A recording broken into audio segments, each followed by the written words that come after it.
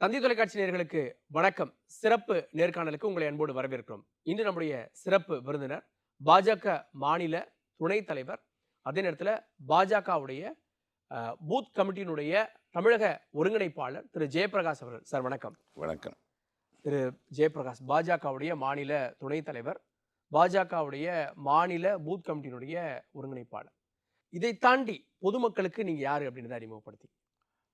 பொலிட்டிக்கலா நான் வந்து ஒரு பொலிட்டிக்கல் ஃபேமிலியில தான் பிறந்து வளர்ந்தேன். ம்ஹ்ம். ஸோ எனக்கு 1972 அண்ணா திராவிட முன்னேற்ற கழகம் பிறந்த காலத்திலிருந்தே பொலிட்டிக்கலான ஒரு பேக்ரவுண்டோட நார்த் சென்னையில நான் பிறந்து வளர்ந்தேன். என்னுடைய மாமா வந்து திரு மதுசூதனன். அவர் வந்து கடைசியில ஓகே. அ அண்ணா திராவிட முன்னேற்ற கழகத்தின் அவைத்தலைவரா இருந்தாரு. ஸோ எனக்கு மாணவர் அணியில நிறைய அ அந்த 1980ஸ்ல டூ 90 வரைக்கும் மாணவர் அணியில் பயணித்தேன்.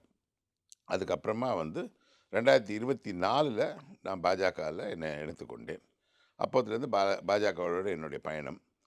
இப்போது திரு நயினார் அவர்கள் வந்து மாநில தலைவராக இருக்கிறவர் வந்து என்னோட மாணவர் அணியில் அவர் திருநெல்வேலியில் இருந்தார். அதிமுகவில் அவருடைய குருவான கருப்புசாமி பாண்டியனும் என்னுடைய மாமாவும் ரொம்ப நெருங்கிய நண்பர்கள். அப்போது எனக்கும் நயினார் சாருக்கும் நிறைய பழக்கம்.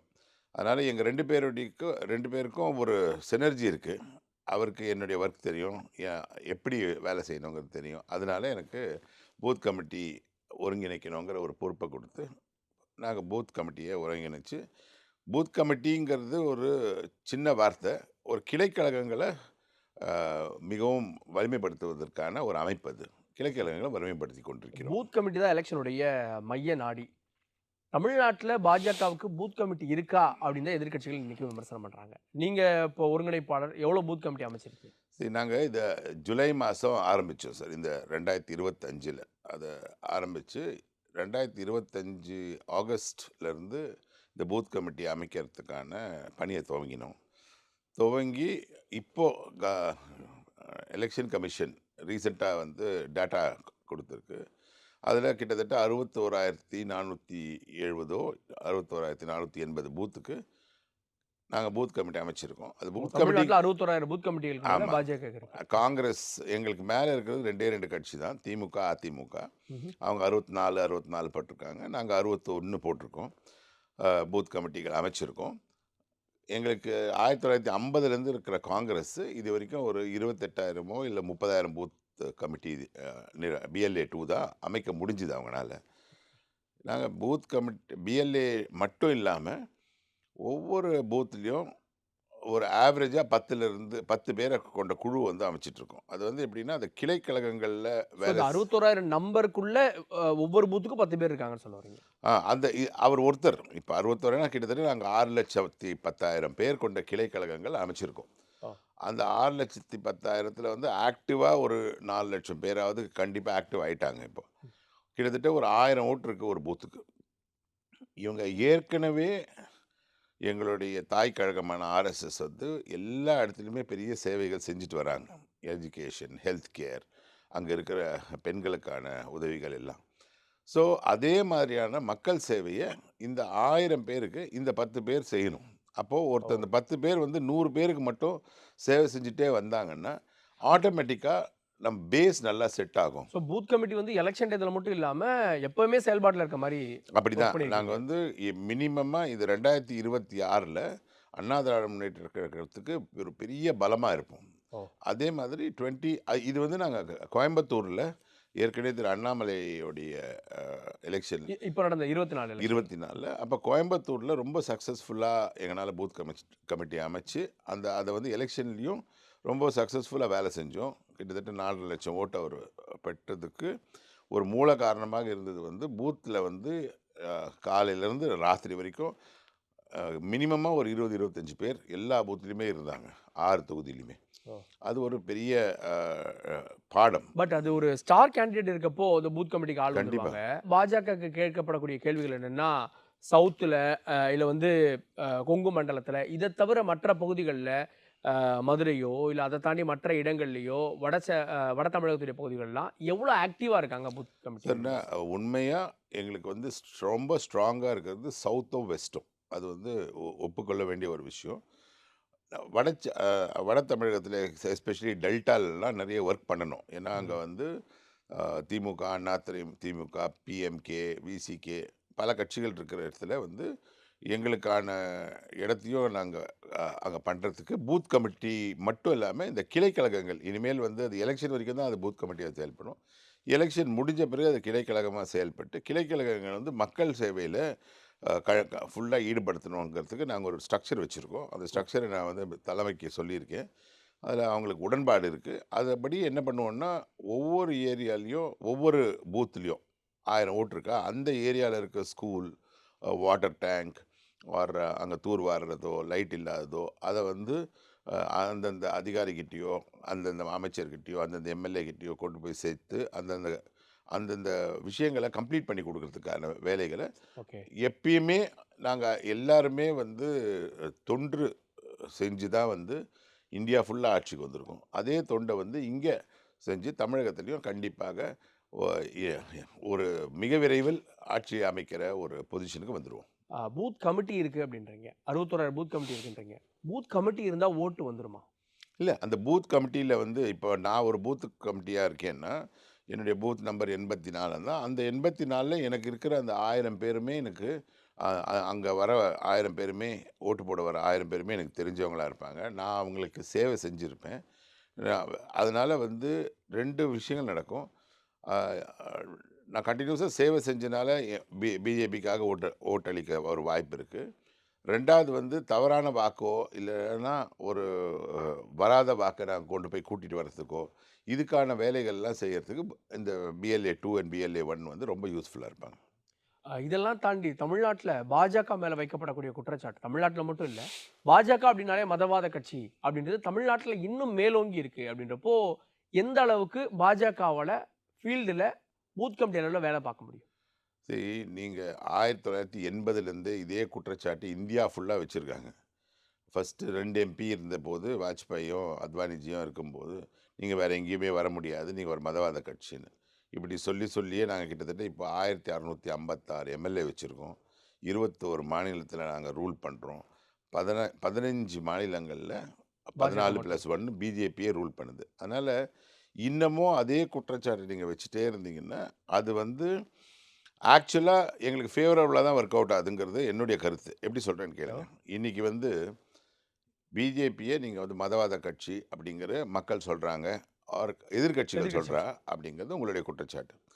நான் வந்து ஒரு ஒரு 2 நிமிஷத்தில் உங்களுக்கு யார் மதவாத கட்சின்னு உங்கள்கிட்ட சொல்கிறேன். ஒரு டிஎம்கே இன்னைக்கு ஆட்சியில் இருக்கிற ஒரு கட்சி.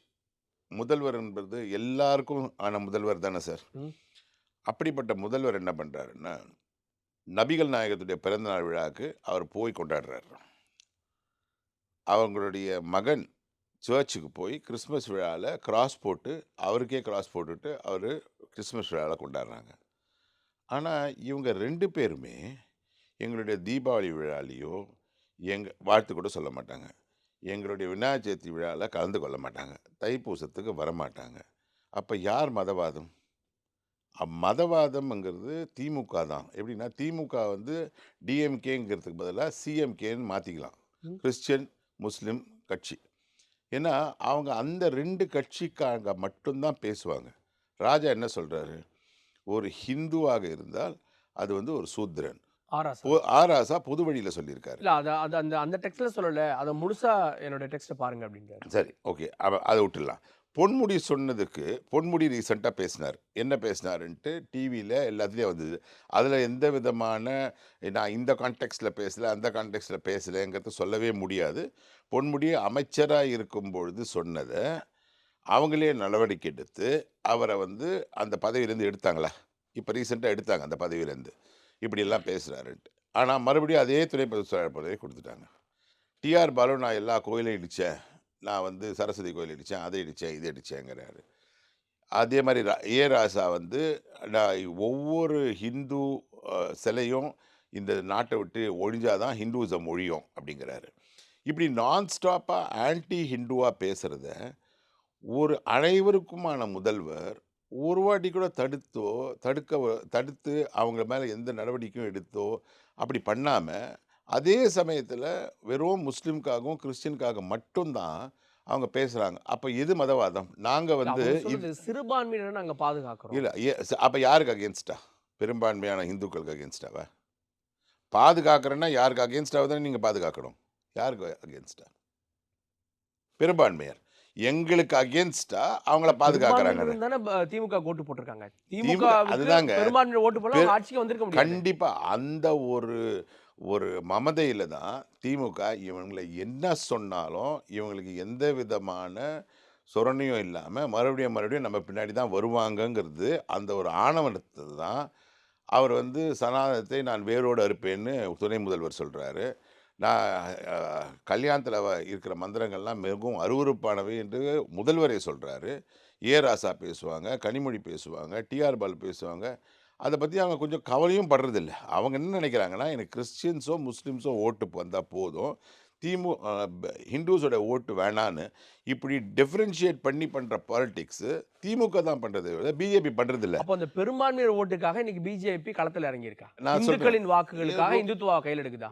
சான்ஸே கிடையாது. இப்ப நார்த் ஈஸ்ட் ஃபுல்லா மேகாலயால 88%, மணிப்பூர்ல 87, ஐ மீன் ஐ மீன் இதுல கிறிஸ்டியன்ஸ். நாகாலாந்துல 88, மேகாலயால 75, மிசோராம்ல 88, கோவால 25. இந்த 4 மாநிலம் கிறிஸ்டியன்ஸ் அதிகம். நாங்க ஆட்சியில இருக்கோம். எதனாலன்னா டெவலப்மெண்ட்னால. ஹிந்து, முஸ்லீம், கிறிஸ்டியன் ஓட்டே போடுறதில்ல. உத்தரப்பிரதேஷ்ல பல ஆண்டுகளாக ஆட்சியில இருக்கிறோம். 20% முஸ்லீம். மத்திய பிரதேஷ்ல மறுபடியும் ஆட்சிக்கு வரும். 18%, 19% முஸ்லீம். இனிமேல் வந்து தமிழ்நாட்டிலயும் வந்து ஹிந்து, முஸ்லீம், கிறிஸ்டியனுக்காக நாங்க பாதுகாவலரா இருக்கிறோம்னு சொல்லி மக்களை ஏமாத்த முடியாதுங்கிறது எங்களுடைய கூற்று. நான் ஒரு சின்ன முத்தலாக்கு இல்லாமயே இருந்தது. இன்னைக்கு இருக்கிற அத்தனை இஸ்லாமிய பெண்களுக்கும் அது எவ்வளோ பெரிய ஒரு இண்டிபெண்டன்ஸை கொடுத்துருக்கு. இப்போ டிவோர்ஸுங்கிறது ஒரு ஆட்டோமேட்டிக்கா அவங்க செஞ்சு தான் அடுத்த கல்யாணம் பண்ணிக்க முடியுங்கிறது, முஸ்லிம் பெண்களுக்கு ஒரு பெரிய ஒரு ஓப்பனிங், ஒரு இண்டிபெண்டன்ஸ் குடுத்துருக்காரு. அது நடந்தது 70 வருஷமா பண்ண முடியல. 70 வருஷமா இந்த சோ கால்ட் செக்யூலர்ஸ் பண்ணலையே. இப்ப இத்தனை இந்த ஹிந்து அரசு பாருங்க, அவங்க சொல்றது, நாங்க தான் இந்துக்களுக்கு ஆதரவான அரசாவும் இருக்கோம். நாங்க இந்து சமய அறநிலையத்துறையில எத்தன கோவில்களுக்கு குடமுழுக்கு பண்ணியிருக்கோம். எவ்வளவு நிலங்கள மீட்டிருக்கோம். அப்படின்னு அவங்க அத சார் பெரிய கேள்வி. குடமுழுக்குங்கிறது சார் கவர்மெண்ட்லேருந்து ஒரு நயா பைசா காசு எந்த கோயிலுக்குமே போட வேண்டிய அவசியம் கிடையாது. குடமுழுக்குல வந்து அந்தந்த கோவில்கள், அந்தந்த டோனர்ஸ வச்சு தான் 90% ஆர் 95% அந்த கோயில்ல வர வருமானத்த வச்சு தான் போட்டிருக்காங்க. யாருமே இவங்க சொந்த கவர்மெண்ட்லேருந்து எந்த காசும் கொடுத்து குடமுழுக்கு விழா நடத்தல. எப்பயுமே 12 வருஷத்துக்கு ஒரு தடவ குடமுழுக்கு விழா தொன்று தொட்ட ம்ஹ்ம். காலத்துலேருந்து 3வது செஞ்சுரியிலேருந்து நடந்துட்டு வருது. ஹிந்துஸ வளர்க்கறதுக்கு 3வது செஞ்சுரியிலேருந்து எங்க நாயன்மார்களும், ஆழ்வார்களுமே வளர்த்த ஹிந்துயிசத்த முகல்கள்லேருந்து, மங்கோல்லேருந்து வந்தவங்கலேருந்து, பிரிட்டிஷ்லேருந்து, டச்சுலேருந்து எத்தனையோ பேர் அழிக்க முற்பட்டாலும், இப்ப முகல் கம்பெனி பிளஸ் இப்போதைய திமுக அழிக்க முற்பட்டாலும், ஹிந்துத்துவாவ அழிக்கவோ, அத வந்து உயர்த்தவோ இவர்கள் யாருமே தேவையே இல்ல. திமுக சொல்லுவது, சனாதனம் அப்படின்றது சாதியின் பெயரிலான வேற்றுமை. மனு தர்மத்த சொல்றோம் அப்படின்றாங்க. சார் இவங்க ஆனா நீங்க தான் சனாதனம் சொல்றது இந்து மதம் அப்படின்றீங்க. சார் அங்க தானே இவங்க வேறுபாடு வருது. வந்து ஒரு பர்ட்டிகுலர் நேரத்துல என்னன்னா, நாங்க கடவுளை நம்பாதவர்கள். இவங்களுக்கு இந்துத்துவா பத்தி என்ன தெரியும்? தெரியறதுக்கு வாய்ப்பே இல்ல. இப்ப இவங்கள இஸ்லாம பத்தியோ, இல்ல கிறிஸ்துவத்த பத்தியோ ஏதாவது ஒரு நெகட்டிவா ஒரே ஒரு கமெண்ட் சொல்லியிருக்காங்களா?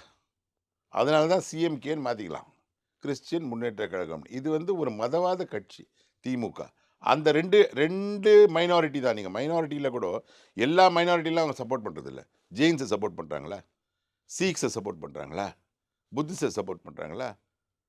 Only vote politics. இந்த ஒரு 6% ஆஃப் கிறிஸ்டியன்ஸ், 5.87% ஆஃப் முஸ்லிம்ஸ் தமிழ்நாட்ல.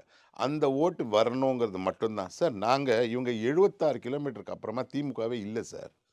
நாங்க காஷ்மீர்லேருந்து கன்னியாகுமரி வரைக்கும் அத்தனை இடத்துலயும் பிஜேபி ரூல் பண்ணுது. எல்லா இடத்துலயும் வெஸ்ட் பெங்கால்ல எல்லா இடத்துலயும் ரூல் பண்ற பிஜேபியால தமிழ்நாட்டுல கால் வைக்க முடியல. தமிழ்நாட்டுல கரெக்ட். பிஜேபி கால் ஊன்ற முடியாதுன்னு இன்னைக்கும் சொல்றாங்க. அடிச்சு சொல்றாங்க. சரி சார். தமிழ்நாட்டுல திமுக கூட்டணி கட்சி. அதுதான் சொல்றேன். 80லேருந்து அதே தான் சொல்லிட்டு வந்தாங்க. வெஸ்ட் பெங்கால்ல காங்கிரஸ், கம்யூனிஸ்ட் 2 கட்சி இருந்தது. ரைட்டா? இப்ப அந்த 2 கட்சியே இல்லாம, அங்க வந்து Trinamool BJP and BJP. Trinamool காங்கிரஸ்ன்னு வந்துருச்சு. அதனால நாகாலாந்து, நார்த் ஈஸ்ட்ல நாங்க எப்பயுமே எங்கேயுமே இல்லாம இருந்தோம். வெறும் காங்கிரஸ் தான் இருந்த அந்த ஏரியால டெவலப்மெண்ட் பேஸ்டாவே ஒரு கிறிஸ்டியன் டாமினேட்டட் பிளேஸ்ல வந்திருக்கோம். கேரளால இப்ப ரீசென்ட்டா ஜெயிக்க ஆரம்பிச்சுட்டோம். சார் நாங்க ஆப்போசிஷனுக்கு வந்தா போதும் சார். ஆப்போசிஷனுக்கு வந்தாவே அடுத்தது ஆட்சிக்கு நாங்க வந்துருவோம். 1980ல தான் இந்த பார்ட்டி ஆரம்பிச்சது. 45 வருஷத்துல நாங்க கிட்டத்தட்ட 40% எம்எல்ஏஸ் இந்த நாட்டுல இருக்கிற எம்எல்ஏஸ பிஜேபி 40% கன்டினியூஸா 12 இயர்ஸ் பட் ரூல் அதுக்கு முன்னாடி பண்றோம். ஜனசங்கமா இருந்தது, ஆர்எஸ்எஸ்ஸா இருந்தது, எல்லாம் சேர்ந்து தானே இந்த வளர்ச்சிய குடுத்துருக்கு. பிஜேபி பொலிட்டிக்கல் எஸ் அப்ப நீங்க பொலிட்டிக்கலா சொல்லி அவங்க பாருங்க. மாத்துனது 80. அப்ப திமுக வந்து 1947ல ஜஸ்டிஸ் நீதி பார்ட்டில இருந்து கட்சியிலிருந்து நீதி வரணும். கட்சியில இருந்து வந்தவர் சொல்ல முடியாது இல்லையா? அவங்க வந்து இந்த 1967ல ஆட்சிக்கு வந்தாங்க. இப்போ வரைக்கும் இப்ப 2027ன்னு வச்சுக்கோங்க. அதுல ஒரு 26. 33 வருஷம். இதுல ஒரு 26 வருஷம். 60 வருஷம். ஆனா நாங்க 80ல ஆரம்பிச்சு 45 வருஷத்துல டாப் டூ பாட்டம் ரூல் பண்ணியிருக்கோம். அதனால இது வந்து வேர்ல்ட்ஸ் இப்ப லார்ஜஸ்ட் தமிழ்நாடு பார்ட்டி. உங்களுக்கு மத்த மாநிலங்கள் தமிழ்நாடு உங்களுக்கு சிம்ம சொப்பனமா இல்லையா? அப்படிலாம் இல்லைங்க. நீங்க ஒரு கூட்டணி வச்சா மாநிலமா தான் 4 எம்எல்ஏவே ஜெயிக்க முடியுதுல்ல. சார் எல்லா திமுகவே கூட்டணி இல்லாம எப்ப ஜெயிச்சிருக்கு? என்னைக்கு திமுக தனியா நின்னு ஜெயிச்சிருக்கு? ஒரு தடவ சொல்லுங்க. 1967லேருந்து சொல்லுங்க. இல்லையே. 1967ல சுதந்திர கட்சியோட சேர்ந்து தான் அவங்க ஆட்சிக்கு வந்தாங்க. எல்லா வாட்டியும் அவங்க வந்து ஆட்சியில வந்து கூட்டணியோட தான் வந்திருக்காங்க. சார் நாங்க நேஷனல் பார்ட்டி சார். ஒவ்வொரு ஸ்டேட்டா நாங்க ஒ இந்த ஆட்சிக்கு வந்துட்டுருக்கோம். இப்போ ஆந்திரால கூட எங்க கூட்டணி ஆட்சி இருக்கு. கர்நாடகால பல வருஷமா இருக்கு. சவுத்ல நாங்க இன்னும் இல்லாத 2 மாநிலம்னா தெலுங்கானா ஐ மீன் 3 மாநிலம் தெலுங்கானா, கேரளா அண்ட் தமிழ்நாடு 3 தான். மத்த வெஸ்ட் பெங்கால்ல இந்த வாட்டி கண்டிப்பா ஆட்சிக்கு வர்றது உறுதி. ம்ஹ்ம். ஸோ இந்த 3 மாநிலம் 100% எங்களுடைய தலைமை திரு மோடி அவர்களும், அமித்ஷாஜி அவர்களும், எங்க மாநில தலைவரும் வந்து 100% இந்த வாட்டி என்டிஏ கவர்ன்மென்ட் 100% இங்க 2026ல ஃபார்ம் பண்ணுவோம். தேர்தல மையமா வச்சு தான் திருப்பரங்குன்ற இஷ்யூவ பாஜக கையில எடுத்திருக்கோம். சார் திருப்பரங்குன்ற விஷயம் ரொம்ப சிம்பிள். ஒரு ஹைகோர்ட்ல ஜஸ்டிஸ் வந்து ஒரு ஆர்டர் பாஸ் பண்றாரு. அந்த ஆர்டர இம்ப்ளிமெண்ட் பண்ணுங்கங்கிறது மட்டும் தான் பிஜேபியோடைய நிலைப்பாடு. சிம்பிள். பட் அதுக்கு முன்னாடியே இது வந்து திருப்பரங்குன்ற மலை வந்து நம்முடைய மலை தான். சிக்கந்தர் மலை கிடையாது, ஸ்ரீ கந்தர் மலை அப்படின்ற விஷயத்த திரும்ப சொன்னது யாரு? சார் ரொம்ப சிம்பிள். ஹிஸ்டரி என்ன தெரியுமா சார் சொல்லுது? லாஸ்ட் சுல்தானேட் ஆஃப் மதுரை வந்து முகமது பின் துக்ளக் வந்து அங்க ஆண்டுட்டு இருக்கார் டெல்லியில. அவருடைய சுல்தானேட்ல இருக்கிறவர் தான் சிக்கிந்தர். அந்த சிக்கிந்தர் வந்து மதுரை மீனாட்சி அம்மன் கோயில 36 வருஷத்த மூடி வச்சுடுறாங்க. எல்லா கோயிலையும் இடிச்சு, எல்லாத்தையும் கொள்ளையடிச்சு, எல்லாம் பண்ணிட்டு இருக்க அந்த சிக்கந்தருங்கிற ஒரு சுல்தானேட்டுடைய ஒரு பிரான்ச்சுங்க. அப்போ வந்து ஒரு விஜயநகர் எம்பரர் என்ன பண்றாருன்னா, காஞ்சிபுரத்திலிருந்து அங்க சென்று, திருச்சியில இருக்கிற நம்ம ஸ்ரீரங்கத்தையும், மதுரையும் அங்க வந்து போய் கான்கர் பண்ணி, அத அத பிடிச்சு, சிக்கிந்தர தோல உரிச்சு மதுரைக்கு வெளியில மாட்டுறாரு. இதுதான் ஹிஸ்டரி. நீங்க கொஞ்சம் தயவு செய்து எடுத்து பாருங்க. மாட்டிட்டு, அந்த சிக்கிந்தர் அப்படிங்கிற அந்த சுல்தானேட்டுடைய தளபதிக்கு கோரிப்பாளையத்தில மதுரையில இன்னொரு தர்கா இருக்கு. இந்த மேல வச்சிருக்க தர்கா கீழ ஒரே ஆளுக்கு 2 தர்கா இருக்க முடியாதுங்கிறது எங்களுடைய நிலைப்பாடு. ம். அப்படி 2 தர்கா இருக்கிற இடத்துல, குண்டிருக்கும் இடமெல்லாம் குமரன் இருக்கும் இடம்ன்ட்டு, நாங்கலாம் சொல்ல வேணாங்க. இங்க இருக்கிறவங்கலாம் பாட வேண்டாம்.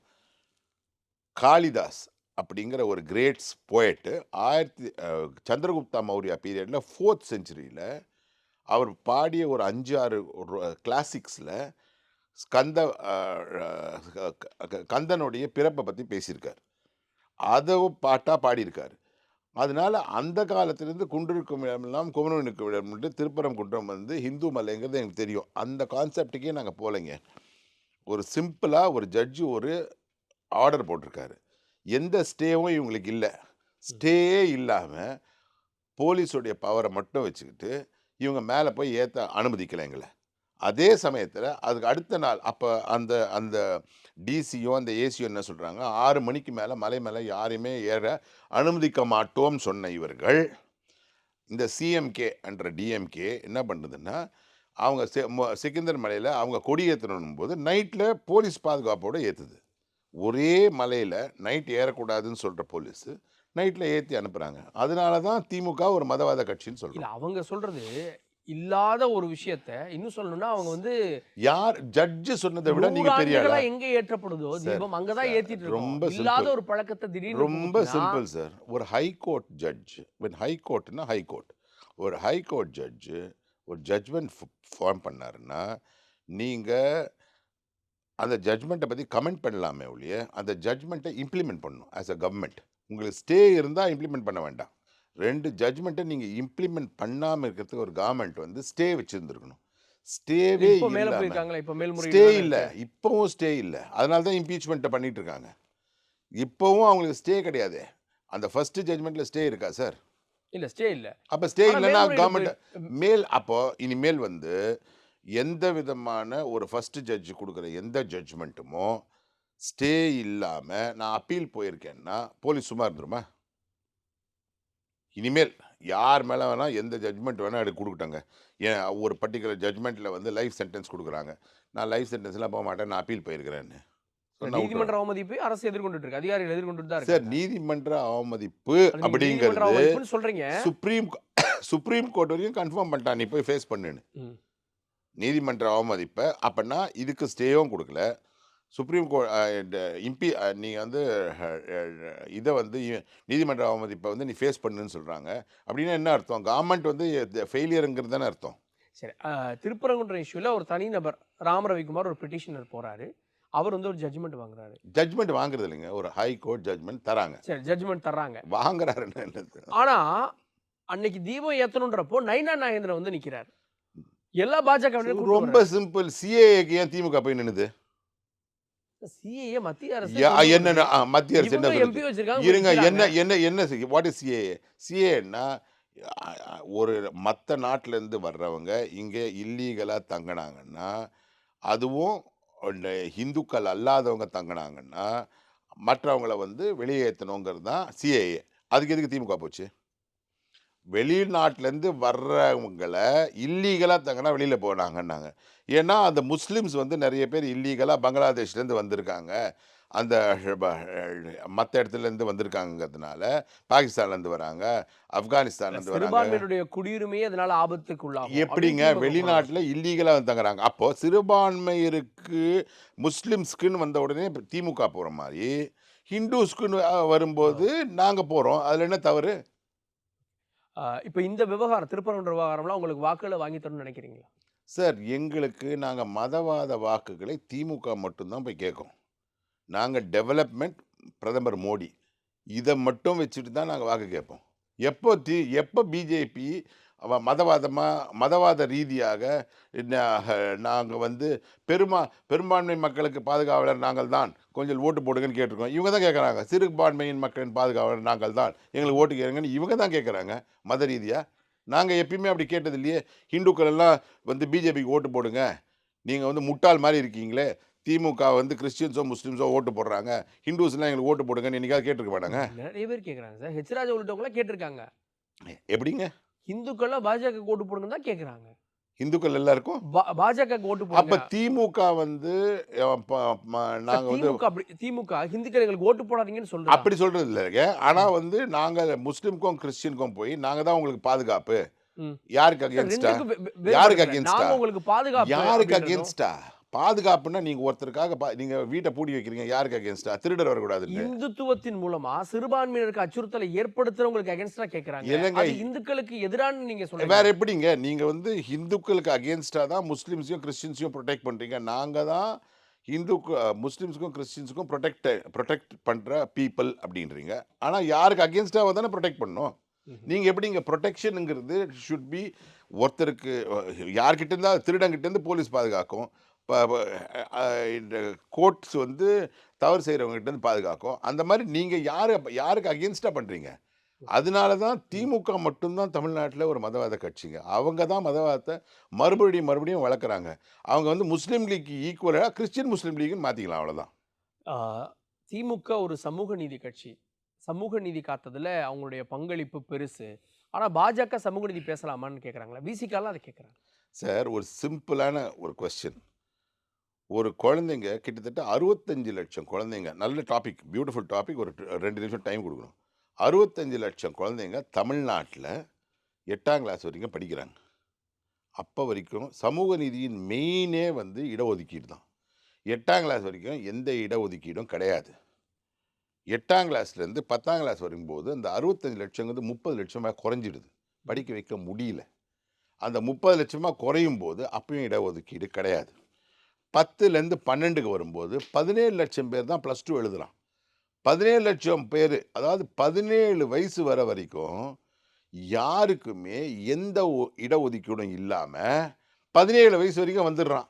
17 வயசு வரைக்கும் 65,00,000 17 லட்சம் ஆயிடுச்சுன்னா, கிட்டத்தட்ட 40,43,00,000 பேர் வந்து படிப்பை நடுவுல ஒவ்வொரு ஸ்டேஜ்லயும் நிறுத்துறாங்க.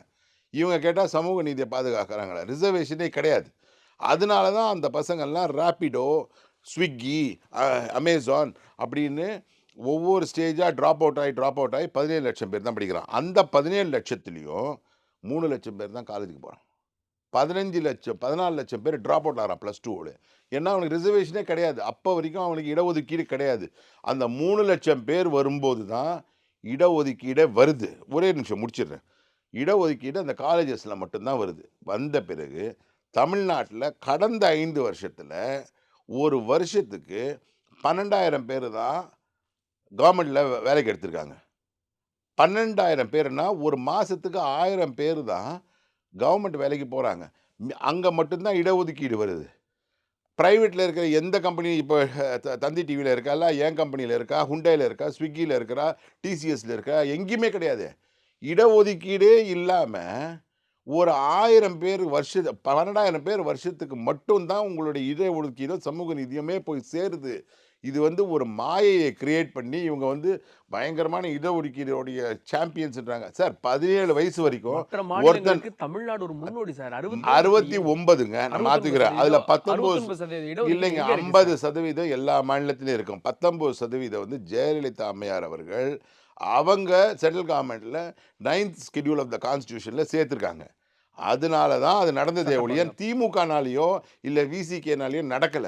சார் 17 வயசு வரைக்கும் ஒரு குழந்தை கஷ்டப்பட்டு படிச்சு முன்னுக்கு வந்துட்ட பிறகு, அவன் 17 வயசுக்கு அப்புறமா அவனுக்கு இடஒதுக்கீடு இருந்தா என்ன? இடஒதுக்கீடு இல்லன்னா சார், என்ன? இங்க இடஒதுக்கீடு இல்லைன்னா, ஒரு குறிப்பிட்ட சமூகத்தினர் மட்டும் எல்லா அரசு பணிகளையும் உயர் பொறுப்புகள்ல சார் இருப்பாங்க. 1000 பேர் அப்படித்தானே இருந்தது சார் முன்பு. இல்ல சார் 50% இடஒதுக்கீடுங்கிறது சென்ட்ரல் கவர்மெண்ட்ல இருக்கிற அத்தனைலயும் ரயில்வேலயோ, மேக்ஸிமம் நீ விதிவிலக்கு. எல்லாத்துலயும் எஸ். 50%ங்கிறது எல்லாத்துலயுமே தமிழ்நாடு இருக்குங்க. மட்டும் விதிவிலக்கு. அதுல 19% உங்க ஸ்டேட் கவர்மெண்ட் ஜாப்ஸ்க்கு மட்டும் தான். நீங்க மொத்தமா 12,000 பேர் தானே இந்த 5 வருஷத்துல எடுத்திருக்கீங்க. 12,000 பேர்ல 19%ங்கிறது எவ்வளோங்க? 12,000 பேரு தான் வருஷத்துக்கு எடுக்குறீங்க சார். 12,000 பேர்ல 20%ன்னு சார், நீங்க வச்சுக்கோங்க. இடபிள்யூஎஸ்க்கு வந்து 240 பேருக்கு 2,400 பேருக்கு தான் எக்ஸ்ட்ராவா கிடைக்குது. அதுல 3% தான் எஸ்சி, எஸ்டிக்கு. 240 பேருக்கு தான் ஒரு வருஷத்துக்கு எஸ்சி, எஸ்டில இடஒதுக்கீடு கவர்மெண்ட் ஜாப்ல கிடைக்குதுங்க. இது நம்பர்ஸ். நான் எதுவுமே பொய்யா சொல்லல. நீங்க டிஎன்பிஎஸ்சி வெப்சைட் எடுத்து பாருங்க. சார் இந்த கவர்மெண்ட் வந்து நான் ஸ்டாப் ஃபெயிலியர். இடஒதுக்கீடுனால இவங்க 17 வயசு வரைக்கும் ஒரு குழந்தை இடஒதுக்கீடு இல்லாம, ஒவ்வொருத்தரும் பிரைவேட் ஸ்கூல்ல போய் சார் கிட்டத்தட்ட ய 3,990 ஆசிரியர்கள் தான் இவங்க பணியிடமே நிரப்பியிருக்காங்க. ஒரு வருஷத்துக்கு 2,500 ஆசிரியர் வந்து ப ரிட்டயர் பணிபுரிகிறாங்க. ஆறாங்க. 12,500 ஆசிரியர் வெளிய போயிட்டாங்க. கிட்டத்தட்ட 12,500 ஆசிரியர்கள் ஷார்ட் ஃபால். இந்த ஷார்ட் ஃபால்னால என்ன நடக்குது? ஏழை குழந்தைகளும், பிற்படுத்தப்பட்டோரும், மிகவும் பிற்படுத்தப்பட்டோரும் பிரைவேட் ஸ்கூல்ல படிக்கிறாங்க. பிரைவேட் ஸ்கூல்ல 65,000லேருந்து 70 சார் சார், கவர்மெண்ட் ஸ்கூல் இடம் கிடைக்கலன்னு படிக்கிறாங்கன்னு சொல்ல வரீங்களா? இல்லைங்க டீச்சரே இல்லையே. 12,500 தங்களுடைய தேவையின் அடிப்படையில பிரைவேட் ஸ்கூல்ல சேர்க்கறாங்க இல்ல சார் பேரண்ட்ஸ். கரெக்ட் தாங்க. நான் என்ன சொல்றேன், ஒருத்தருக்கு நீங்க வேலை 1000 பேருக்கு தான் கவர்மெண்ட்ல வேலை குடுக்குறீங்க. அங்க மட்டும் தான் ஜாப் சேஃப்டி, அங்க மட்டும் தான் பிஎஃப், இஎஸ்ஐ நெறைய பெர்க்ஸ் இருக்கு. ஒரு சிஸ்டம் இருக்கு. பிரைவேட்ல ஸ்விக்கிலயும், ராபிடோலயும் கஷ்டப்பட்டு வேலை செய்றவங்களுக்கெல்லாம் ரூ. 2,00,000 ஃபீஸ் குடுத்து, ஒரு +2ல ஒரு குழந்தைய எப்படிங்க படிக்க வைக்க முடியும்? அந்த பிரைவேட் ஸ்கூல்லயும் இடஒதுக்கீடு இல்ல. நீங்க வந்து நீங்க நான் ஃபார் எக்ஸாம்பிள் சொல்றேன். நீங்க போய் டிஏவி ஸ்கூல்ல இடஒதுக்கீடோட உங்க அனைவருக்கும் குழந்தை கல்வி சேர்க்கணும். 25% இடஒதுக்கீடு இருக்குல்ல இல்லைங்க. சார்? எங்கங்க இம்ப்ளிமெண்ட் ஆகுது? சார் நீங்களே உங்களுக்கு தெரியும். நீங்க மக்கள் பார்க்குறாங்க. எல்லாருமே ரூ. 60,000 ப்ரீகேஜி, எல்கேஜி. இந்த கவர்மெண்ட் வந்து கண்ண மூடிக்கிச்சு. எதனால உங்களுக்கு நீங்க பிரைவேட் ஸ்கூல்ல தலையிடணும்னு சொல்றீங்களா? பிரைவேட் ஸ்கூல்ல சார் நீங்க வந்து இடஒதுக்கீடு ஒரு குழந்தைக்கு 17 வயசு வரைக்கும் இல்லன்னா, அதுக்கப்புறமா இடஒதுக்கீடு தேவையில்லைங்க. நீங்க நம்பர் ஆஃப் கவர்மெண்ட் ஸ்கூல்ஸ இன்கிரீஸ் பண்ணியிருக்கணும். நீங்கள் நம்பர் ஆஃப் கவர்மெண்ட் ஸ்கூல்ஸை இன்க்ரீஸ் பண்ணுங்க, நீங்கள் டீச்சர்ஸை டிக்ரீஸ் பண்ணிட்டீங்க. எனக்கு கவர்மெண்ட் ஸ்கூலில் சீட் கிடைக்கலன்றது தான் சார். ப்ரைவேட் ஸ்கூலுங்கிறது கும்பகோணத்தோடைய எந்த ஃபயர் இதுவும் இல்லாமல், எஸ்டாப்ளிஷ்மெண்ட் இல்லாமல் நடக்கிற ப்ரைவேட் ஸ்கூலில் 60,000 ரூபாய் சார் எல்கேஜி யூகேஜி ஃபீஸு. எப்படி சார் ஒரு சின்ன பூ விற்கிற லேடியோ ஒரு ஆட்டோ ஓட்டுற அவங்களோ வந்து அந்த மாதிரி படிக்க வைக்க முடியும்? ஆனாலும் கஷ்டப்பட்டு படிக்க வைக்கலாம். உயிர் போய் கந்து வட்டி கடன் வாங்கி படிக்க வைக்கலாம். ஏன்னா நீங்கள் கவர்மெண்ட் ஸ்கூல்ஸை மூடிட்டீங்க சார். கவர்மெண்ட் ஸ்கூல்ல படிச்சு தான் நான் முதல்வன் மாதிரியான திட்டங்கள்ல சார். வெளிநாட்டுக்கு நீங்கள் போறாங்க. Correct sir. நீங்கள் சினிமா பேக்ரவுண்ட்லேருந்து வந்தனால 1, 2 பார்க்குறீங்க. மக்கள் பார்த்துட்டு இருக்கான். நீங்கள் வந்து எந்த ஊர்லையும் எடுத்துக்கோங்க, 2 லட்சம் ரூபாய் இல்லாமல் நீங்கள் +2 படிக்க வைக்க முடியாது ப்ரைவேட் ஸ்கூல்ஸில். இல்ல பிரைவேட் ஸ்கூல்ல அது முடியாது சார். சார் ப்ரைவேட் ஸ்கூல்ஸ் தான் அதிகமான குழந்தைங்க படிக்கிறாங்க. எல்லாருமே பார்க்குறாங்களா மக்கள்? நீங்கள் ரொம்ப நல்லதாக கொண்டாந்துட்டீங்க, மக்கள் பார்க்குறாங்க. அவங்களுக்கு தெரியும் 100 பசங்க படித்தா 17%, 18% கூட கவர்மெண்ட் ஸ்கூலில் படிக்கிறது இல்லைங்க. எல்லாமே நீங்கள் அப்படியே காலேஜுக்கு வாங்க, எல்லாமே ப்ரைவேட் காலேஜஸ் தான் படிக்கிறாங்க. 44 ப்ரைவேட் யூனிவர்சிட்டிஸ் இருக்குது. எல்லாமே ப்ரைவேட்டில் போகிறாங்களே ஒழிய, அது கவர்மெண்ட்லேருந்து எந்த விதமான இடஒதுக்கீடோ சமூக நீதி பாதுகாப்போ இல்லை. இதுதான் உங்கள் கேள்வி. அப்படி இல்லைங்கிறதுக்கு இது ஒரு உதாரணம் சார். அடுத்தது சொல்கிறேன். நீங்கள் 1000 பேர் தான் வேலைக்கே எடுக்கிறீங்க. டீச்சர்ஸு ஷார்ட் ஃபால், குழந்தைங்க ப்ரைவேட்டில் படிக்கிறாங்க, அதனால் சின்ன சின்ன வேலைகளுக்கு போகிறாங்க. அடுத்தது மோஸ்ட் இம்பார்ட்டண்ட் வந்து இதோடைய ரிப்பர்கஷன்ஸ் என்ன வருது? Law and order. Law and ஆர்டரில் என்ன ஆகுது? 7,990 பேர் எடுத்திருக்காங்க இந்த 5 வருஷத்தில். இந்தியாவிலேருந்து நிறைய பேர் இங்கே தமிழகத்துலேருந்து வேலை செய்கிறாங்க. 2,60,00,000 வண்டி இருந்தது sir December 2021, that is December 20. இன்னைக்கு 3,75,00,000 வண்டி அதே ரோட்டில் ஓடுது. அப்போது 15,000 போலீஸ்காரங்க இந்த 5 வருஷம் ரிட்டையர் ஆகிருக்காங்க. நீங்கள் 8,000 பேர் எடுத்திருக்கீங்கன்னு வச்சுக்கோங்க. 7,000 பேர் ஷார்ட் ஃபால். 24 நேரமும் வேலை செய்யணும். அவங்களுக்கு டைம் கிடையாது. எப்படி வந்து அவங்க ஒரு 1 crore எக்ஸ்ட்ரா வெஹிக்கிளை கண்காணிப்பாங்க? அதனால தான் உங்களுக்கு ட்ரக்ஸு, அதனால தான் உங்களுக்கு வந்து லா அண்ட் ஆர்டர் இஷ்யூஸ். அவங்க ஒர்க் பண்ணுற அட்மாஸ்பியர் அவ்வளோ பெத்தட்டிக். ஒரு போலீஸ் ஸ்டேஷன் நீங்கள் எடுத்துகிட்டு போனீங்கன்னா, லா அண்ட் ஆர்டர் இன்ஸ்பெக்டர் இருப்பார், க்ரைம் இன்ஸ்பெக்டர் இருக்க மாட்டார். லா அண்ட் ஆர்டர் இன்ஸ்பெக்டரே க்ரைமையும் பார்க்கணும். அப்போனா 24 மணி நேரம் வேலை செய்யணும். அப்போ ஒரு ஃபேமிலி எல்லாம் அவங்க ஃபேமிலிக்கு ஏதாவது பெனிஃபிட்ஸ் இருக்கா? அதுவும் கிடையாது. அவங்கள ப்ரைவேட் ஸ்கூல்ஸில் அவங்களுக்கு ஸ்கூல் சீட்ஸ் இருக்கா? அது கிடையாது. அவங்களுக்கு அப்போ ஹாஸ்பிட்டலில் இருக்கா? சார், மக்களை பாதிக்கிறது மற்றதெல்லாம் விடுங்க சார். மக்களை பாதிக்கிறது உங்கள் எலக்ட்ரிசிட்டி பில். அதை வந்து ஏடிஎம்கே கவர்மெண்ட் இருக்கும்போது தான் கையெழுத்து போட்டாங்க அந்த திட்டத்தில். கையெழுத்து போட்டோம். அப்போது இருந்த தங்கமணி அவர்களும் பியூஷ் கோயல் அவர்கிட்ட பேசி 3 வருஷம் 1 ரூபா கூட ஏத்தாம மெயின்டைன் பண்ணாரு. அதனால தான் இப்போ விலை ஏன் இல்லைங்க, அவர் ஏன் உதய மின் திட்டத்தால தான் நீங்க விலை ஏறிடுச்சு. காரணம் பாஜகன்றாங்க. இல்லைங்க, உதய மின் திட்டம் இந்தியா ஃபுல்லாக பண்ணுற திட்டம் அது. இவங்க கரெக்டாக பேமெண்ட் பண்ணால் ஆட்டோமேட்டிக்காக குறையும். இவங்க இது வரைக்கும் ஒரே ஒரு யூனிட் கூட இந்த 5 வருஷத்தில் ஒரே ஒரு யூனிட் கூட ஆட் பண்ணல சார். ஏற்கனவே அதிமுக பீரியடில் தொடங்கின எல்லா யூனிட்டையும் ஓப்பன் பண்ணுறேன் 5 முறை சொல்லி இது வரைக்கும் ஒன்றும் ஓப்பன் பண்ணல. 4,000 யூனிட்டுக்கு கூடங்குளம், உடன்குடி, நார்த் சென்னை, எண்ணூர் 3 அனல் மின் திட்டங்களும் எப்போயோ அதிமுக பீரியடில் தொடங்கி இந்த 5 வருஷத்தில் ஒரே ஒரு யூனிட் சார், ஒரு யூனிட் கூட அனல் மின் பண்ணல. வெளி மாநிலத்திலேருந்து வாங்குறதுனால 14 ரூபா 15 ரூபா கொடுத்து வாங்குகிறோம் ஒரு யூனிட்டை. அதனால தான் இவ்வளவு ஏற்றியும் 85,000 கோடி ரூபாய் கடனில் இருக்காங்க. டான்ஜெட்கோ டேக்ஸ் ஏற்றிட்டாங்க. டேக்ஸ் ஏற்றினால வாடகை ஏறி போச்சு, இபி ஏறிச்சு, டேக்ஸ் ஏறிச்சு, ஸ்கூல் ஃபீஸ் ஏறிச்சு. கவர்மெண்ட் ஹாஸ்பிட்டலில் போய் இங்கே இருக்கிற யாராவது நீங்கள் போய் ட்ரீட்மெண்ட் எடுக்க முடியுதா? இப்போ எல்லாரும் ப்ரைவேட் ஹாஸ்பிட்டல். பிரைவேட்டோட ஒப்பிடுறப்போ இப்போ கவர்மெண்ட் கொஞ்சம் மாத்திட்டு இருக்காங்க. இல்ல சார், எப்படி மாத்துறாங்க சார்? கோவையில இப்போ சூப்பர் ஸ்பெஷாலிட்டி ஹாஸ்பிட்டல்னு ஜிஹெச்ல இருக்கு. சார், சென்னையில சார் நீங்க அப்படி வேணாம் சார். டெல்லியில நீங்க பாத்தீங்கன்னா பிரைம் மினிஸ்டர் முதல் கொண்டு ஹோம் மினிஸ்டர் முதல் கொண்டு யாருக்கு உடம்பு சரியில்லைன்னாலும் எய்ம்ஸுக்கு போவாங்க. இங்க எய்ம்ஸ் கொண்டு வந்திருக்க வேண்டியதானே? இல்ல, எய்ம்ஸ் இங்க மதுரையில வருது, இங்க வந்து சார் இப்ப கூட எய்ம்ஸ் வரலன்றதானே குற்றச்சாட்டு. இப்போ வரைக்கும் கட்டணம் கட்டிட்டே இருக்கு. இல்ல, கேகே நகர்ல இருக்கிற சென்ட்ரல் கவர்மெண்ட்லயோ இல்ல கீழ்பாக்கில் இருக்கிற சென்ட்ரல் கவர்மெண்ட் ஹாஸ்பிட்டல்ஸ்லயோ மச் பெட்டர் ட்ரீட்மெண்ட், நிறைய பேர் போய் ட்ரீட்மெண்ட் பண்றாங்க. ஆனா கவர்மெண்ட்ல ட்ரீட்மெண்ட் இல்லாம நீங்க கவர்மெண்ட்ல நீங்க நிறைய ஹாஸ்பிட்டல்ஸ் கட்டாம 5 வருஷத்துல ஒரு ஹாஸ்பிட்டலும் பெருசா கட்டவே இல்லை. அந்த மாதிரி எதுவுமே கட்டாதனால தான் சார் இந்த 5 தானே மக்கள். கிண்டியில வந்ததோ 150 பெட் சார். சார் நீங்க நீங்க வந்து ஒரு ஜிஹெச் மாரி ராஜீவ் காந்தி ஹாஸ்பிட்டல் கட்டின மாதிரி, அந்த மாரி ஒரு பெரிய ஹாஸ்பிட்டல்ஸு இந்த 5 வருஷத்துல இதுவும் கட்டல. நீங்க சார் வெறும் வந்து ஒரு டிராமேட்டிக்கான ஒரு சிச்சுவேஷன் கிரியேட் பண்றாங்கல்ல. ஓ! சார் மக்கள் தினம் சஃபர் பண்றாங்கல்ல. EB bill, then taxes, school fees, hospital, transportation. இந்த 5த்துலயும் ரோடு 1 கிலோமீட்டர் கன்டினியூஸா பள்ளம் மேடு இல்லாம உங்க ரோட்ல யாராவது முடியுதா? இந்த 5 தான் தினம் மக்கள பாதிக்குது. அப்படி பாதிக்கிறனால தான் இந்த திமுக கவர்மெண்ட் மறுபடியும் ஆட்சிக்கு வராதுங்கிறது என்னோட குற்றம். இவ்ளோ பிரச்சனைகள் இருக்கு அப்படின்னு நீங்க சொல்றீங்க. ஆனா, இந்த அரசு முன்வைக்கிறது 2 விஷயங்கள். ஒண்ணு மாநிலத்த வளர்ச்சிக்கு கொண்டு வந்திருக்கோம் அப்படின்றது. அது ஆர்பிஐ டேட்டா சொல்லுது. கடந்த வருடத்துக்கு இந்த வருடத்துக்கும் பார்க்குறப்போ, மாநிலங்கள்ல தமிழ்நாடு தான் அதிகமா வந்து வளர்ந்திருக்கிறது. 16% அப்படின்னு. இன்னொன்னு வாக்குறுதிகள நிறைவேற்றியிருக்கணும். இது 2மே அவங்க வந்து தேர்தல்ல முன்வைப்பாங்கல்ல. சரி கண்டிப்பா சார். ஃபர்ஸ்ட்டு வந்து ஆர்பிஐ சொன்ன வாக்குறுதி இது சொல்றேன் கேளுங்க. தமிழ்நாடுல வந்து 44 பிரைவேட் யூனிவர்சிட்டீஸ் இருக்கு சார். கிட்டத்தட்ட 400 engineering colleges private or affiliated to various universities இருக்கு. இதனால இது வந்து கடந்த 25 வருஷம், 30 வருஷத்துக்கு முன்னாடி மாண்புமிகு இதயம் டாக்டர் புரட்சி தலைவர் எம்ஜிஆர் அவர்கள் வந்து பிரைவேட் இன்ஜினியரிங் காலேஜ் வளரணும். ஒரு மாநிலத்துக்கும் ஒரு ப்ளஸ் பாயிண்ட் இருக்குது. இப்போ நீங்கள் மத்திய பிரதேஷோ இல்லைன்னா வந்து உத்தரப்பிரதேசோ எடுத்துட்டிங்களா, அங்கே natural minerals, natural resources, Orissa இங்கெல்லாம் அதெல்லாம் நிறைய இருக்குது. தமிழ்நாட்டை பொறுத்த வரைக்கும் படிப்பு தான். அது வந்து அந்த மாண்புமிகு இதயம் டாக்டர் புரட்சி தலைவர் பண்ணனால, இப்போ கூட ஏசிஎஸ், ஜேபிஆர், விஐடி விஸ்வநாதன் இவங்கெல்லாம் அண்ணா திராவிட முன்னேற்ற கழகத்தை சார்ந்தவங்க.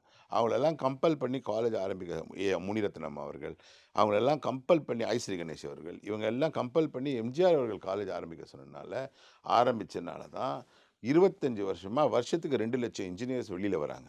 அந்த அவுட்புட் வெளியில வந்தோனே நிறைய பிரைவேட் கம்பெனிஸ் இங்க வருது.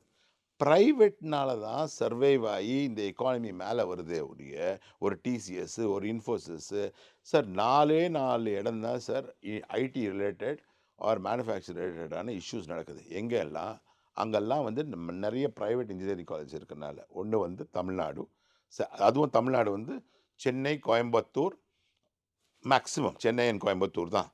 அதே மாதிரி ஹைதராபாத், தேர்ட் வந்து பெங்களூர், ஃபோர்த் வந்து குர்கான். இத 4 தான் ஐடி ரிலேட்டட் சர்வீசஸ் வந்து நடக்கிறது. That is because of private engineering colleges. கவர்மெண்ட்னால கிடையாது. இதுதான் growth உடைய ஃபேக்டர். வாக்குறுதிகள் வந்து நீங்க சொல்லவே சொல்லாதீங்க சார். வாக்குறுதிகள்ல வந்து அவங்க எம்ப்ளாய்மெண்ட்லயோ மேஜரா ஒரு 5 திங்ஸ் சொல்றேன். இந்த 5 திங்ஸ் அவங்க ஏன் நிறைவேற்றத்துக்கான முயற்சியை first old age pension scheme நிறைவேற்றவே இல்லை. அப்புறம் டீச்சர்ஸ் பெர்மனன்சி ஆஃப் டீச்சர்ஸ் நிறைவேற்றவே இல்லை. இபி பில்லு பப்ளிக்கை அஃபெக்ட் பண்ணுற இஷ்யூஸ் சொல்கிறேன். டைரெக்டாக 2 வருஷத்துக்கு 2 மாதத்துக்கு இருக்கிறத ஒரு மாதம் ஆக்கலாங்கிறது. அக்ரிகல்ச்சர் லோன் தள்ளுபடி, மாணவர்களுடைய லோன் தள்ளுபடி, அப்புறமா பெண்களுக்கு வந்து நகை கடன் தள்ளுபடி.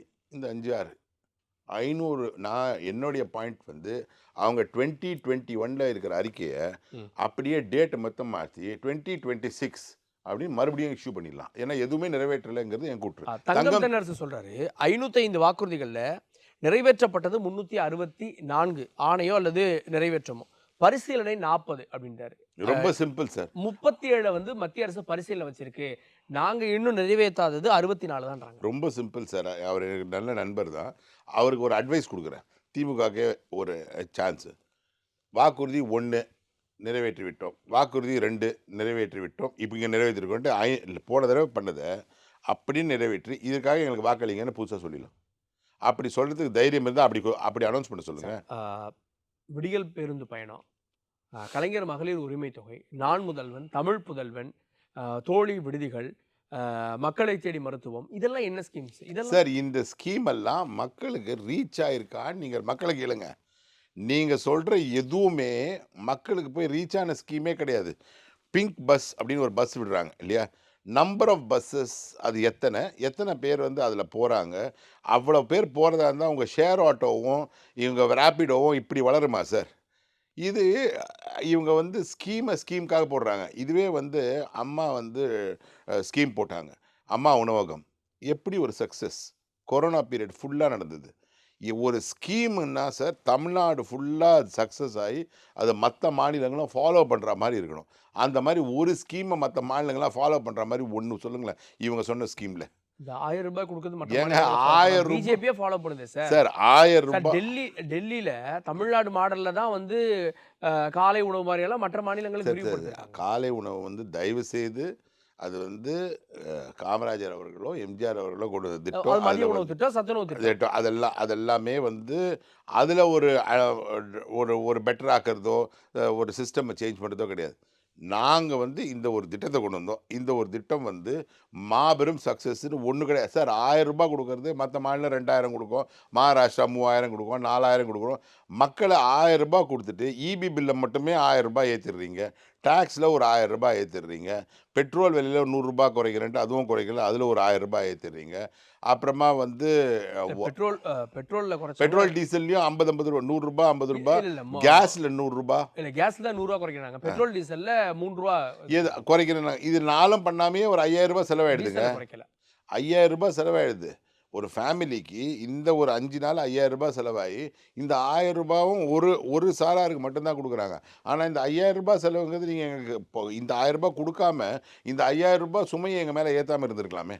தமிழக அரசு குற்றம் சாட்டுறீங்க. ஆனா உங்களுடைய கூட்டணி வீக்கா இருக்கதா தெரியல. ஏன் எக்ஸ்டெண்ட் ஆகல? இறுதியா கேட்டேன்.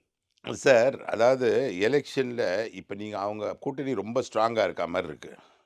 விசிகே நீங்கள் விசிகே பற்றி விசிகே எத்தனையோ வருஷங்களாக இருக்காங்க. அவர் வரைக்கும் தான் எம்பி ஆயிடுறாரு. அவர் கூட ஒருத்தர் 2 பேர் எம்பி ஆகிறாங்க. இன்னும் அவர் பொது தொகுதியே வாங்கலை. அப்போது அவர் என்னைக்கு தான் வந்து அவங்க மக்களுக்கு வந்து ஆட்சி அதிகாரத்தில் ஒரு பங்கை கொண்டு திருப்பூர் பொது தொகுதி தான் இருந்தாங்க. திருப்பூர்ல பொது தொகுதியில் தான் இருந்தாங்க. யாருங்க பொது தொகுதி? இவர் திரு எஸ்.எஸ். பாலாஜி. இப்போ எம்பி எலெக்ஷன் இல்லையா? இல்ல 24லயா? சட்டமன்ற நான் எலெக்ஷன். எம்பிஸில் இன்னும் பொது தொகுதியை அவங்க வாங்கலை. 1. செகண்ட் வந்து ஆட்சி அதிகாரத்தில் இது வரைக்கும் விசிகே பங்கு பெறவே இல்லை. விசிகேக்கு ஒரு பங்கே கொடுக்கல. ஒரு இரா ஆஃப் கலைஞர் கருணாநிதி, எம்ஜிஆர், ஜெயலலிதா அது ஓவர். இப்போ வந்து இப்போவும் விசிகே வந்து அவங்க கூட இருக்கிற மக்களுக்கு ஆட்சியிலையோ அதிகாரத்தில் பங்கு இல்லைன்னா அவருடைய நிலைமை என்ன ஆகிடும்னா, மிஸ்டர் வைகோ பெரிய லீடராக இருந்தார். திமுக பயங்கரமாக இருந்தார். இன்றைக்கி அவருடைய நிலைமை என்ன? அவருக்கு சின்னம் போய் அவருடைய பம்பர சின்னம் போய் அவருக்கு குறுகி கூடி கனிமொழியிடம் மன்னிப்பு கேள் அப்படிங்கிற நிலைமைக்கு வந்துட்டார் பரிதாபமாக. எவ்வளோ பெரிய லீடர் அவர். அந்த மாதிரி நீங்கள் ஆட்சியிலையோ அதிகாரத்தில் பங்கு இல்லாமல் திமுக எல்லாரையுமே அவங்கள க்ரஷ் பண்ணி வச்சுருக்கு. இப்போ தான் காங்கிரஸ் ஃபஸ்ட்டாக வெளியில் வந்து நாங்கள் ஆட்சி அதிகாரத்தில் பங்கு வேணும் அப்படின்ட்டு அவருடைய மாநில தலைவர் நாங்கள் அதை கேட்டிருக்கோம் அப்படின்னு சொல்கிறார். அப்படி அவங்க கட்சியிலையும் அவங்களதுலேயும் ஏகப்பட்ட குழப்பம் இருக்குது. 100% இந்த தடவை எங்களுடைய அணியில் என்டிஏ அணியில் நாங்கள் எலெக்ஷன் இன்னும் அனௌன்ஸ் ஆகலை. 60 டேஸ் இருக்குது. அந்த கூட்டணியில் இருக்கிறவங்க நிறைய பேர் வந்து வெளியேறதுக்கான வாய்ப்பு இருக்குது. நிறைய பேர் எங்கள் கூட்டணிக்கு வரதுக்கான வாய்ப்பு இருக்குது. எவ்வளோ இடங்கள் ஜெயிப்பீங்கன்னு நினைக்கிறீங்க இறுதியா? சார் எப்பயுமே தமிழ்நாடு வந்து ஒரு ஸ்வீப் தான் சார் கொடுக்கும். 100% விஜய்லாம் வராரு சார். அது எப்படி sweep 100 கொடுக்கும்? சார் ஆன்டி இன்கம்பன்சி வந்து ஒரு லேடி ஆஃப் தி ஹவுஸ் வீட்டில் இருக்கிற ஒரு தாய்மார், அவருடைய தலைவன், மாணவர், மாணவி எல்லாரையுமே எல்லா வகையிலுமே இந்த 5 வருஷம் வந்து அட்டர் ஃபெயிலியர். அப்படி ஒரு அமைச்சரவை இருக்கிறதுனால அவங்களுக்கு வந்து எல்லாமே அதிகாரிகள் செய்கிறதுனால இது வந்து ஒரு கவர்மெண்ட் வந்து ஒரு கவர்னர் ஆட்சி நடக்கிற மாதிரி தான் இருக்கே ஒழிய ஒரு திமுக ஆட்சி நடக்கிற மாதிரி இல்லை. அவங்க கட்சிக்காரங்களே அவங்கள தோக்கடிப்பாங்க சார். இது வந்து ஒரு மினி அண்ணா திமுக மாதிரி ஆயிடுச்சு. இன்றைக்கி திமுகவில் யார் பவர்? செந்தில் பாலாஜி, சேகர் பாபு, அனிதா ராதாகிருஷ்ணன், ரகுபதி, இவங்க எல்லாரும் வந்து அண்ணா திமுகவில் வந்தவங்க.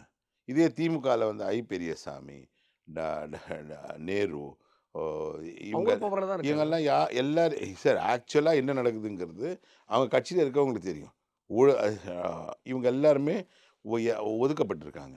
இவங்க வந்து ஒரு மினி அண்ணா திமுக செயல்படுறாங்க. திமுகவின் ஒரிஜினல் திமுக காரங்களே இந்த தடவை தோக்கடிப்பாங்க அவங்கள. நன்றி சார். நிறைய கேள்விகளுக்கு விடை கொடுத்தீங்க. இணைந்ததற்கு நன்றி. தேங்க்யூ.